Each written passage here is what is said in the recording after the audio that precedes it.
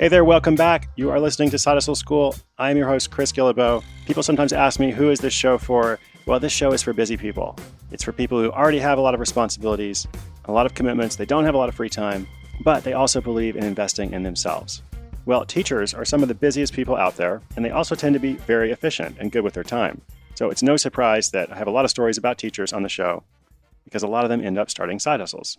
Well, today's story is about a woman who uses skills she learned as a college lecturer to instruct other teachers how to be successful in the classroom.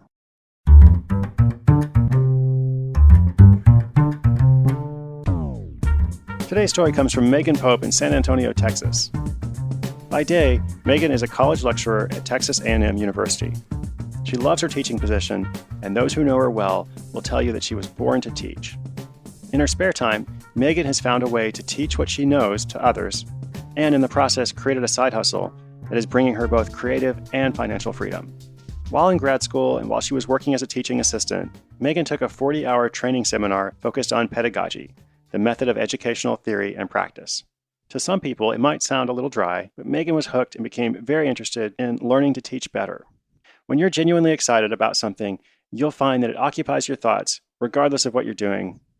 And Megan found herself spending hours thinking of all kinds of creative ways to teach her students, whether she was on the bus, exercising, or driving to work. She really loved everything about it. After her graduate program, she began teaching every college course that was offered to her. Her colleagues and department head recognized her knack for creating innovative curriculum and teaching, and one day, Megan was asked to lead an HR training for managers on campus. Even though this was unpaid, it was still a good experience for her. She then created a training highlighting communication for managers. Before the training, even though she loved teaching, she remembers being incredibly nervous.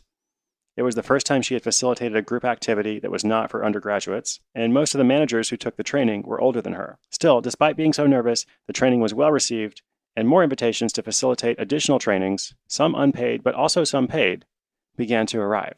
Now, as much as she loved her actual teaching job, this new venture offered her an opportunity to express herself creatively in a field she loved, and this is how Megan's side hustle was born. Great course design requires expertise in several different skills.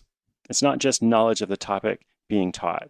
Then it goes through many stages. It takes patience, creativity, maybe even a knack for knowing what will work. A lot of people don't realize that creating learning experiences or curriculum can be a bit of an art form, and figuring out the best way to achieve learning objectives while still engaging the learner can be a challenge. And that's what Megan is really good at. When Megan creates a course or a training, her entire objective is to help others teach better so that students learn more and have a better experience. During her last training, she worked part-time and made several $1,000s.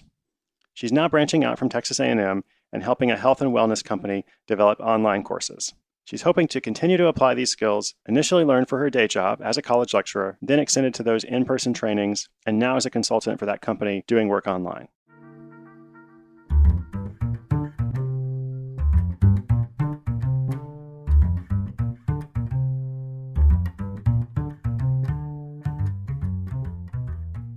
I always find it really refreshing when someone is so excited about something, and it's all they can think about.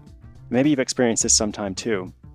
You've had a project or something you're creating that you're really excited about, and you just can't stop thinking about it. And like Megan, you think about it when you're at the gym or when you're driving, when you're doing something else. I remember nearly a decade ago, I was actually in graduate school, and I wasn't a great graduate student. I didn't love the institution or the process as much as Megan does. But around that time, I started to have this idea of starting a blog and writing about nonconformity and alternative strategies for life, work, and travel, and pursuing this quest that became the journey to every country in the world. And I was just so excited. For the better part of 6 months, I don't think I said anything about it to anybody else. I just kept making notes, and I would have ideas, and not all of them were good, but some of them were. And as I just kept exploring it and chipping away at it, eventually I did find something that not only I enjoyed, but other people appreciated it as well. So I know some people are listening who are kind of in the discovery stage, and they're trying to figure out, okay, what is that thing for me? And I know that can be a little frustrating, but if you stick with it, you will find one of those ideas. And you will have the same experience of the all-consuming thing that you're really excited about, and you can't wait to develop more, and you can't wait to experiment with. And it's really fun. So I love what Megan said about how it's not just financial freedom that she's building for herself, it's also creative freedom by really expressing something that she's good at that makes a clear difference in the people she's serving. And for you, Side Hustle School listeners, your experience is your own, of course, but if you apply the ideas you learn here, you will see results too. And you'll find that thing that you can't stop thinking about. Remember, inspiration is good, but inspiration combined with action is so much better.